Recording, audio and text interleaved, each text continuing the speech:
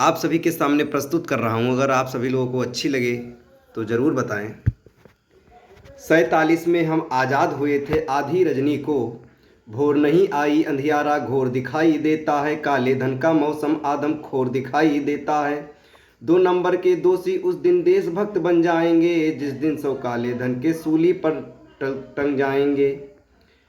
हरिओम पवार लोगों से खचाखच भरे हुए रामलीला मैदान में जब ये कविता सुना रहे थे, उस समय मंच पर बाबा रामदेव और जनरल वीके सिंह भी मौजूद थे। कविता में अग्रसर होते हैं। मैं अदना सा कलमकार हूँ, मैं अदना सा कलमकार हूँ, घायल मन की आशा का, मुझको कोई ज्ञान नहीं है छंदों की परिभाषा का।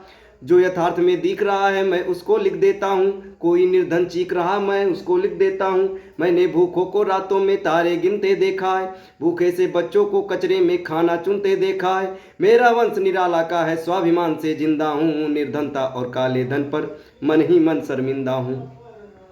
मैं शबनम चंदन के गीत नहीं गाता, अभिनंदन वंदन के गीत नहीं गाता, दरबारों के सत्य बताता फिरता हूँ, काले धन के तथ्य बताता फिरता हूँ। जहाँ हुकूमत का चाबुक कमजोर दिखाई देता है, काले धन का मौसम आदमखोर दिखाई देता है। जिनके सर पर राज मुकुट है वो सरताज हमारे हैं, जो जनता से निर्वाचित है नेता आज हमारे हैं। इसीलिए अब दरबारों से केवल एक निवेदन है, काले धन का लेखा जोखा देने का आवेदन है। क्योंकि भूख गरीबी का एक कारण काला धन भी है, फुटपाथों पर पली जिंदगी का हारा सा मन भी है। सिंहासन पर आने वालों अहंकार में मत झूलो, काले धन के साम्राज्य से आंख मिलाना मत भूलो। भूख प्यास का आलम देखो जाकर काला हांडी में, माँ बेटे को बेच रही है दिन की एक दिहाड़ी में। झोपड़ियों की भूख प्यास पर कलमकार तो चीखेगा, मजदूरों की हक की खातिर मुट्ठी ताने दिखेगा। पूरी संसद काले धन पर मौन साध कर बैठी है, शुक्र करो जनता अब तक हाथ बांध कर बैठी है। झोपड़ियों को 100 आंसू रोज रुलाना बंद करो, सेंसेक्स पर नजरें रख कर देश चलाना बंद करो। जिस दिन भूख बगावत वाली सीमा पर आ जाती है, उस दिन भूख जनता सिंहासन को भी खा जाती है। मैं झुग्गी झोपड़ी पट्टी का चारण हूँ, मैला ढोने वालों का उच्चारण हूँ, आंसू का अग्निगंधा संबोधन हूँ, भूखे मरे किसानों का उद्बोधन हूँ। संवादों के देवालों का सब्जी मंडी बना दिया, संसद में केवल कोलाहल और सुनाई देता है। आज व्यवस्था का चाबुक कमजोर दिखाई देता है, काले धन का मौसम आदमखोर दिखाई देता है, काले धन का मौसम आदमखोर दिखाई देता है।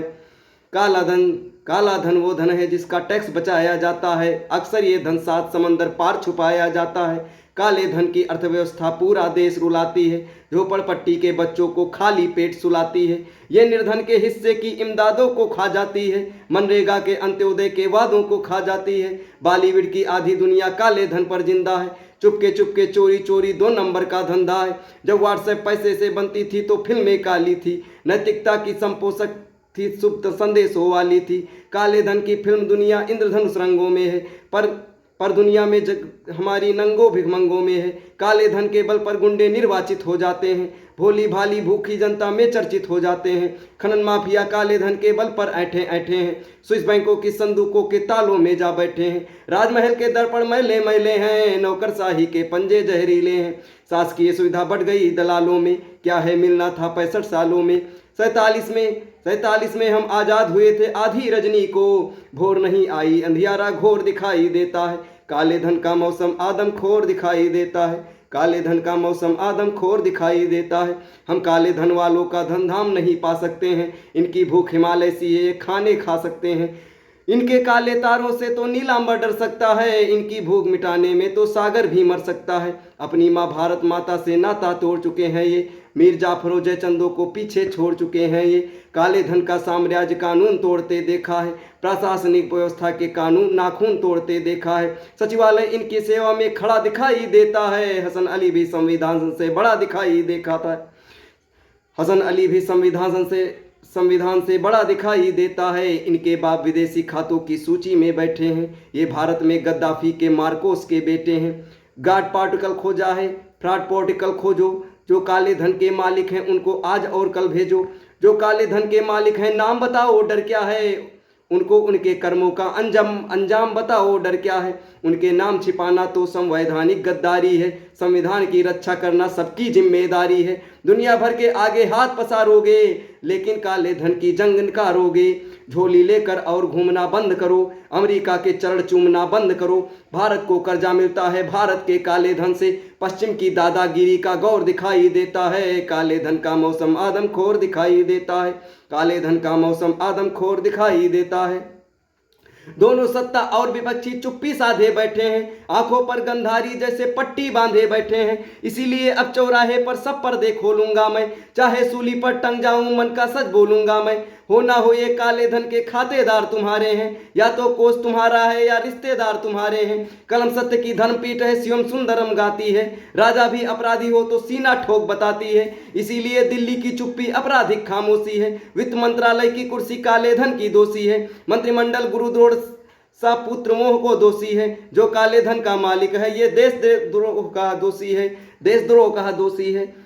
FDI लाने की जो कोशिश करती है दिल्ली, भारत को गिरवी रखने की कोशिश करती है दिल्ली, उससे आधी कोशिश अपना धन लाने में कर लेते। भूख गरीबी से लड़ लेते, खूब खजाने भर लेते। काला धन वापस आता तो खुशहाली आ सकती थी, धन के सूखे मरुस्थलों में हरियाली आ सकती थी। लाख करोड़ों अपना दुनिया भर में है, लाख करोड़ों काला धन इस घर में है। इससे आधा भी जिस दिन पा जाएंगे हम दुनिया की महाशक्ति बन जाएंगे।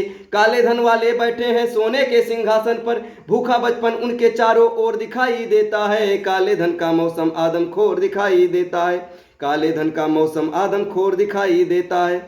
काले धन पर चैनल भी आवाज उठाते नहीं मिले, कोई स्टिंग ब्लैक मनी का राज दिखाते नहीं मिले।